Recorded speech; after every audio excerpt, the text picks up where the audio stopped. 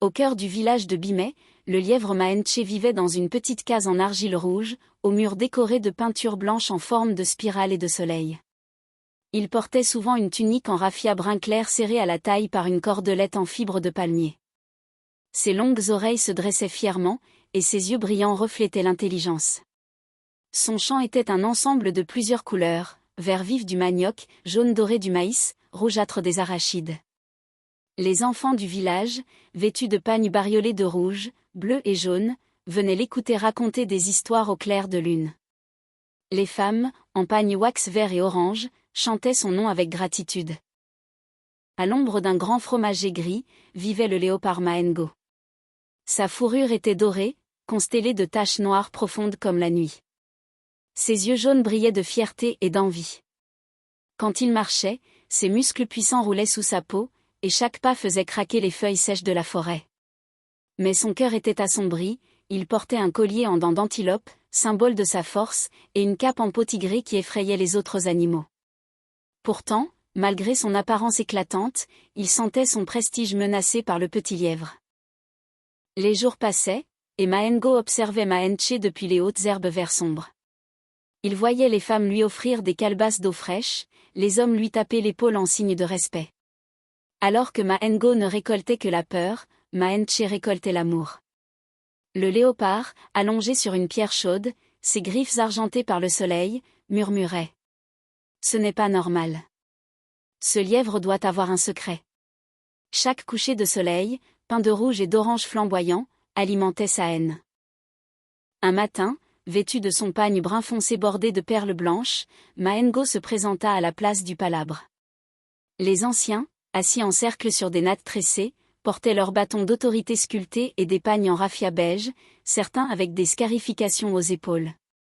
D'une voix grave, Maengo accusa. Ce lièvre a volé les semences sacrées. Le tambour ngoma, peint en rouge et noir, résonna pour convoquer Maencheche. Le lièvre arriva, vêtu simplement d'une petite tunique marron clair. Ses oreilles tremblaient légèrement, mais ses yeux restaient fermes et calmes.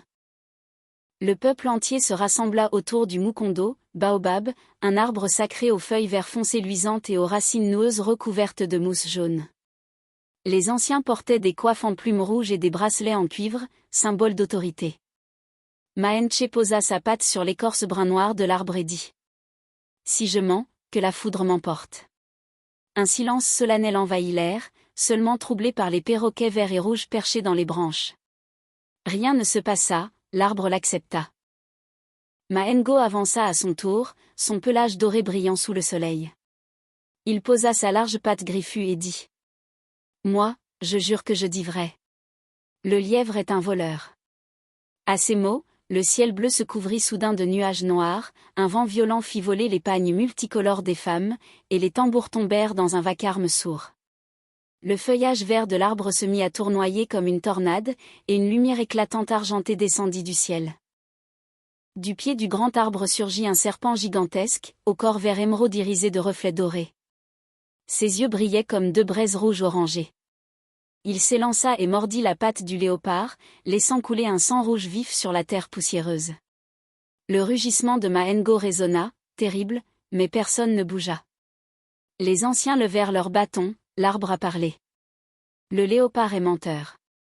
La honte recouvrit son cœur comme une cape noire. Le serpent disparut dans un éclair doré, et le vent s'apaisa. Les anciens déclarèrent, le lièvre est innocent. Les femmes dans leurs pagnes verts et jaunes chantèrent son nom, les enfants dans leurs chemises en coton blanc dansèrent autour de lui. Maenche, humble, leva les mains en signe de gratitude. Quant au léopard, la patte bandée d'herbes médicinales vert sombre, il fut conduit en exil vers la forêt sacrée de Nsaku, dont les arbres étaient si denses qu'ils paraissaient noirs même en plein jour. Cette lune passèrent. Le léopard revint amaigri, sa fourrure dorée ternie, ses yeux humbles et fatigués. Il ne portait plus son collier de dents ni sa cape de peau, il était vêtu d'un simple pagne en raffia beige, signe de repentance. Devant le village réuni, il s'agenouilla sur la terre rouge et dit. Maenche, pardonne-moi. Le lièvre, vêtu d'un pagne bleu clair décoré de lignes blanches, posa sa patte sur son épaule. La jalousie est un poison. Mais le pardon est un remède. Depuis ce jour, chaque veillée autour du feu de bois orange et rougeoyant est l'occasion de raconter l'histoire de Maenche et Maengo. Les conteurs, vêtus de pagnes indigo ornés de coris blancs, répètent. Celui qui jalouse attire le malheur. Celui qui travaille récolte la bénédiction. L'envieux voit toujours la récolte du voisin, mais oublie de semer son champ. La jalousie détourne du travail qui apporte la vraie richesse. Celui qui passe son temps à compter les chèvres d'autrui laisse mourir les siennes de faim. L'énergie gaspillée dans la jalousie empêche de bâtir sa propre réussite. Le travail de la fourmi nourrit sa saison, l'envie du criquet le laisse affamer. La patience et l'effort apportent des fruits, contrairement à l'envie. Ainsi, dans les mémoires des enfants aux yeux brillants, le lièvre demeure un symbole de sagesse, et le léopard un rappel que la jalousie est une prison colorée de noir. Cette histoire a été créée par Michel Queteau.